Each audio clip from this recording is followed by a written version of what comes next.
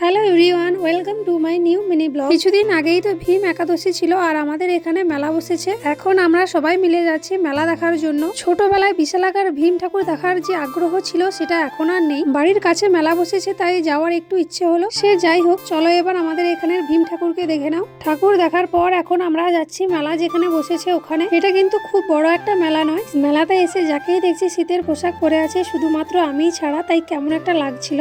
মেলায় ঢুকে প্রথমেই চলে এলাম আমরা বারোয়ারি দেখতে। কি যে করেছে কিছুই বুঝতে পারছিলাম না, কারণ প্রত্যেকটা কাগজই উল্টে গিয়েছিল। একমাত্র শেষে যেটা করেছিল ওটাই বুঝতে পারছিলাম। তারপর এখানে প্রোগ্রাম চলছিল, একটুক্ষণ দাঁড়িয়ে দেখার পর চলে এলাম ফুচকার দোকানে ফুচকা খাওয়ার জন্য। মেলাতে এসে ফুচকা খাবো না এটা তো হতেই পারে না। যদিও মেলার ফুচকার টেস্ট খুব একটা ভালো লাগে না, তবুও খেতেই হবে। আমার মতো এরকম কে কে আছে ফুচকা লাভার কমেন্টে জানিও। এটা খুবই ছোট একটা মেলা, তাই বেশি কোনো দোকান বসেনি। তো ফুচকা খাওয়ার পর চলে এসেছি আবার পাপড়ি চাট খাওয়ার জন্য।